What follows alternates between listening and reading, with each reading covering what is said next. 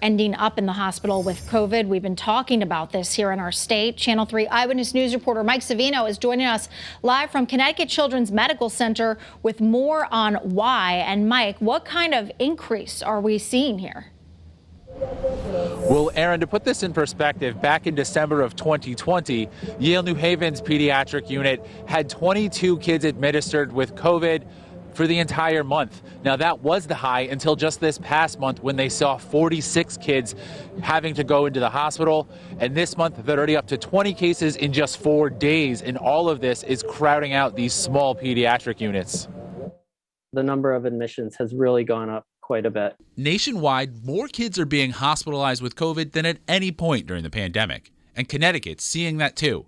Even hospitals that don't typically handle a lot of pediatric cases are fielding more calls from concerned parents. After returning from the holiday weekend, we had lots of calls about sick kids with COVID. According to the CDC, an average of 540 kids were hospitalized each day last week. The Connecticut Children's Medical Center say that they have 17 patients with COVID today. That number was just one as recently as Christmas Eve. The good news is that the majority of them have obviously enough of an illness to be hospitalized, but they're not seriously ill. Some kids do end up in the intensive care unit and do require more services. The majority are not. Yale New Haven's seen a similar rise to 16 patients at its pediatric hospital.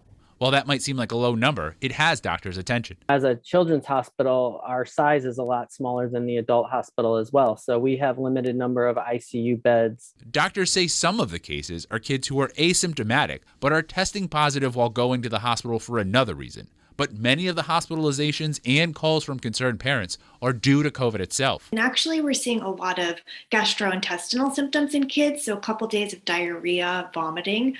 So we're worried about dehydration in those kids, as well as respiratory symptoms in the kids that have more of the cough, congestion, some pneumonias. Doctors say that there's no evidence that Omicron is more dangerous than past strains. Rather, the rise in hospitalizations is likely a result of more people being infected.